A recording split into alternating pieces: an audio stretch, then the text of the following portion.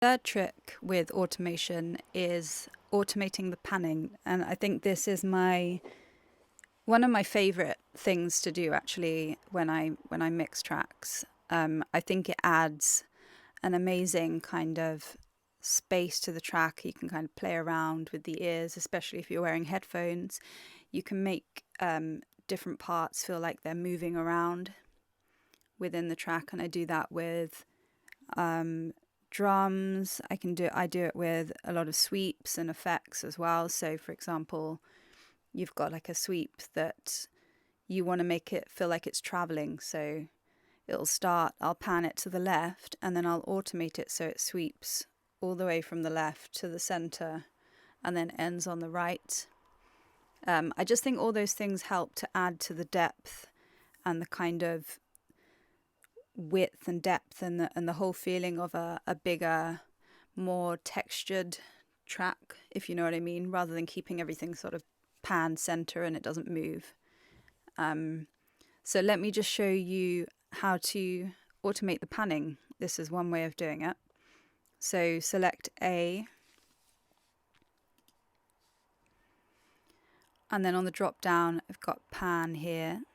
So if you want to find the panning because it might be on volume. So select pan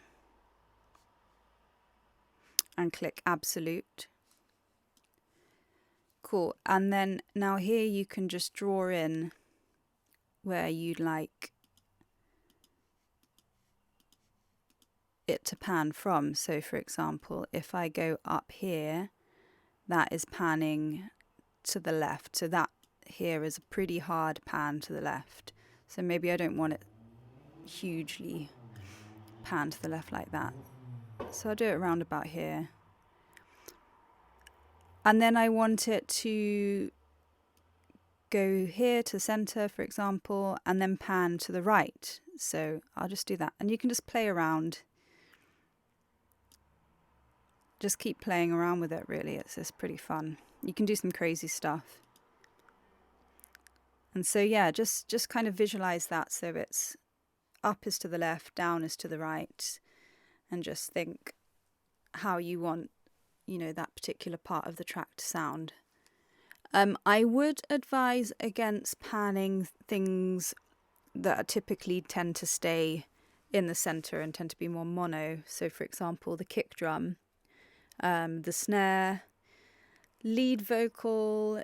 If it's not a crazy effect that you're doing, I would steer clear of panning it out of the center, unless you really want to do something crazy. But yeah, everything else, hi-hats, effects, backing vocals, all those sort of things, you can definitely play around with the panning there. So let me just show you how this sounds. Wanna feel you, wanna feel you, wanna feel you, wanna feel you, wanna feel you, wanna feel you, wanna feel you, wanna feel you, wanna feel you, wanna feel you, wanna feel you, wanna feel you, wanna feel you, wanna feel you, wanna feel you, wanna feel you.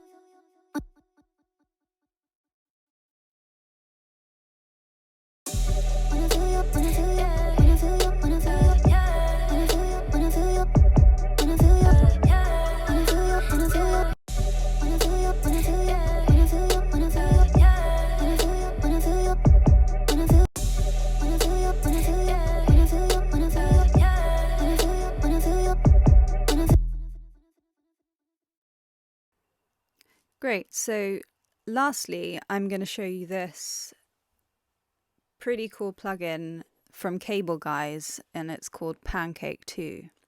And it's completely free, and I'll link it below in the description so you guys can go and download it if you want to. So once you've downloaded and installed, then you can access it if you're in Logic from here, Audio Units, Cable Guys, Pancake 2. Okay, so basically this is like a crazy automated plugin that plays around with the panning. Instead of having to go in like I did before and automate it manually, there's different settings that you can use.